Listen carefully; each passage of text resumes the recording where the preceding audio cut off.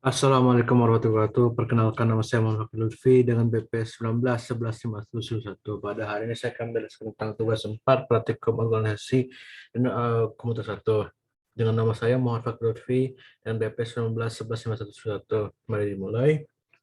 Pada bagian pertama kita masuk di bab 1 alasan teori. Ada percobaan keempat di mana kita menggunakan perangkat yang kita gunakan adalah komputer desktop atau laptop dengan JRF version 1,8 dan CPU SIM. Nah, tujuan dari praktikum yaitu praktikum memahami fungsi CPU SIM dan praktikum memahami dan mampu menggunakan fitur-fitur pada lingkungan pengembangan CPU pada SIM.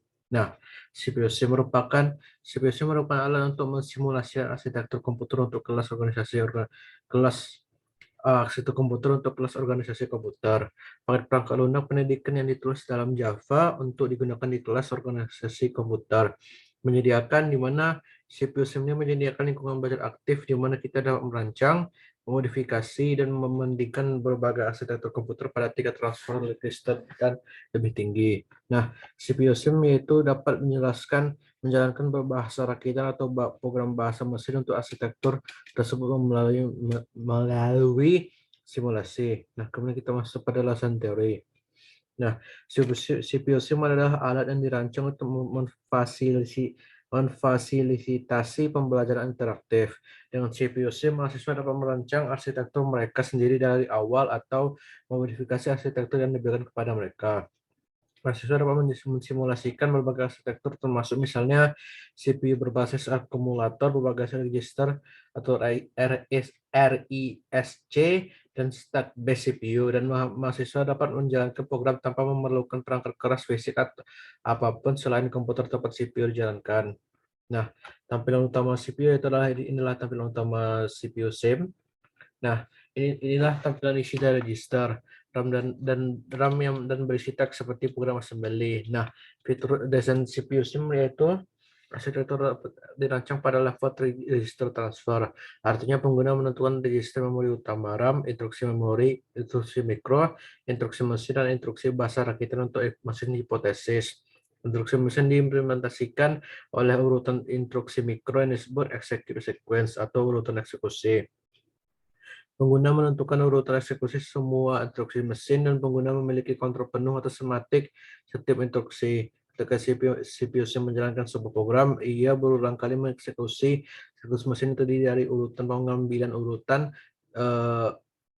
dari urutan pengambilan dalam kurung urutan instruksi yang diambil ditentukan oleh pengguna tutup kurung diikuti oleh urutan eksekusi dari instruksi mesin yang diambil. Nah, inilah sampel CPU di mana memiliki beberapa register seperti PC, program counter, ACC akumulator, IR instruction register, MAL memory address register, MD memory data register. Adalah statusnya. Di mana inilah status yang digunakan pada pada hmm, pada pada CPU SIM, di mana dimulai dari stop sampai jam, di mana productionnya dari 0 sampai B, dan fieldnya dari 16 sampai 4,12, di mana di sini juga memiliki apa arti dari memetik itu, di mana stop memiliki memperhatikan program eksekusi, load mentransfer data dari memori satu ke akumulator, store transfer data dari akumulator ke memori, read itulah memasukkan data dari IO cache ke akumulator, write mengirimkan data IO konsol dari akumulator, dan lain-lain sampai tugasnya itu adalah jam yang tidak dimiliki, jam yang tidak dikondisikan, di mana jamnya tidak kondisikan kepada address atau address. Nah, di mana assembly language ini CPU ini memiliki 12 instruksi, di mana 12 instruksi ini disimpan pada 16 bit, 14 bit adalah opcode, dan 12 bit adalah address field, di mana bisa diisi dengan unused atau yang lain-lain gitu. di mana di sini merupakan salah satu contoh program CPU yang di mana program ini akan kita jalankan pada praktikan hari ini. Nah, inilah apa hasil dan hasil analisanya, di mana inilah inilah program yang kita jalankan. Jika saya besarkan lebih, oh nah, jika saya bisa kecilkan, inilah program program kita jalankan, inilah registernya, inilah RAM-nya, inilah hasil dari praktikan tersebut. Jika kita lanjutkan lagi, inilah instruksi mesin yang kita gunakan pada praktikum. Inilah fetch screen yang digunakan pada praktikum, dan inilah RAM yang digunakan pada praktikum.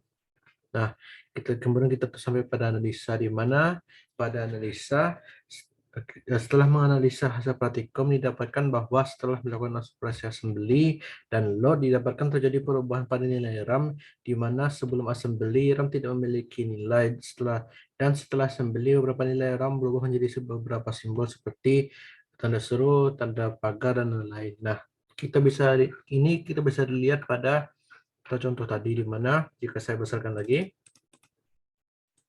seperti Anda lihat, dari data ini walaupun ada beberapa yang kosong, ada juga tadi dari beberapa nilai yang random, itu mana di sini nilai 0, di sini nilai titik, di sini nilai pi, dan di sini nilai oleh A untuk email, dan di sini juga diberi nilai 0 kotak yang beda gitu. Nah, seperti Anda lihat, seperti yang bisa Anda lihat, setelah melakukan operasi didapatkan bahwa terjadi perubahan pada RAM tersebut setelah melakukan operasi, dan di mana RAM sebelum operasi tidak memiliki nilai satupun, dan tetapi setelah operasi memiliki nilai-nilai random gitu.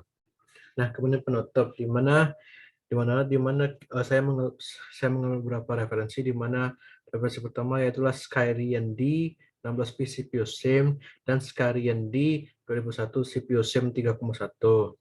Nah, setelah dengan sampai kepada penutup, juga sampai pula akhir dari penjelasan saya.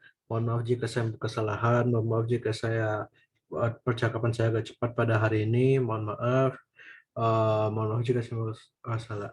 Mohon maaf jika saya ada kesalahan, dan terima kasih telah mendengarkan penjelasan dari saya tentang platform ini. Mohon maaf jika saya membuat kesalahan. Assalamualaikum warahmatullahi wabarakatuh.